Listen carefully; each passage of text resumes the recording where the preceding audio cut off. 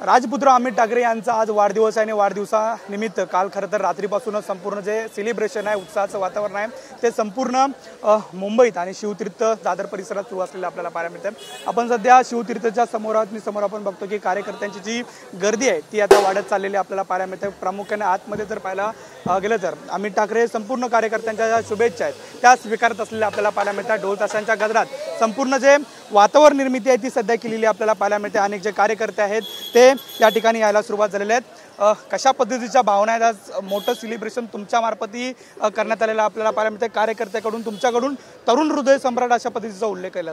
24 जून म्हणजे आमच्या सर्व महाराष्ट्र नवनिर्माण महाराष्ट्र सैनिकांसाठी हा उत्सवाचा आणि सणाचा दिवस आहे, कारण का आमच्या सन्माननीय अमितजी राजसाहेब ठाकरे यांचा आज वाढदिवस आहे। राज्यातनं असंख्य असे मनसैनिक येत आहेत आणि त्या लोकांना अमित साहेबांना भेटायचं, अमित साहेबांना बुके द्यायच्या, शुभेच्छा द्यायच्यात, कारण का त्यांना माहीत आहे की आता महाराष्ट्रात फक्त मराठी माणसासाठी काम करणारे सन्माननीय राजसाहेब आणि अमित साहेबच राहिलेत। मात्र भविष्यात अमित ठाकरे यांना एक केक सुद्धा काल आणण्यात आलेला होता। काही दिवसात विधानसभेच्या सुद्धा निवडणुका होतील।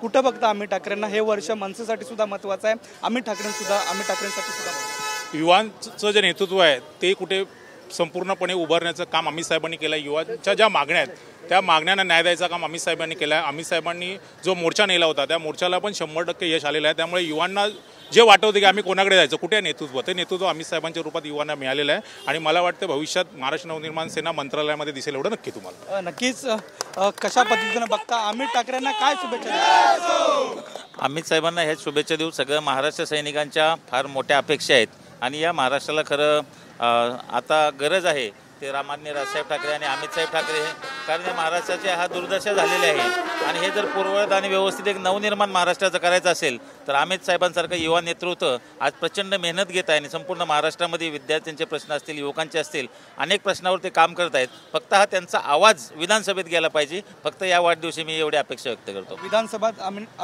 अमित ठाकरेंनी लढवली पाहिजे असं एकंदरीत महाराष्ट्र नवनिर्माण सेनेची सत्ता येणार आहे, त्यामुळे आम्ही सगळी तयारी करतोय। पुढील घटना ज्या घडत राहतील त्या आपण फक्त बघत राहा। नक्कीच जर अनेक ज्या शुभेच्छा आहेत त्या कार्यकर्त्यांकडून देण्यात आलेल्या असलेल्या आपल्याला पाहायला मिळतात। ढोल ताशांच्या गजराची वातावरण निर्मिती आहे। अमित ठाकरे अजून सुद्धा आतमध्ये कार्यकर्त्यांच्या ज्या शुभेच्छा आहेत त्या स्वीकारत असलेल्या आपल्याला पाहायला मिळत आहेत।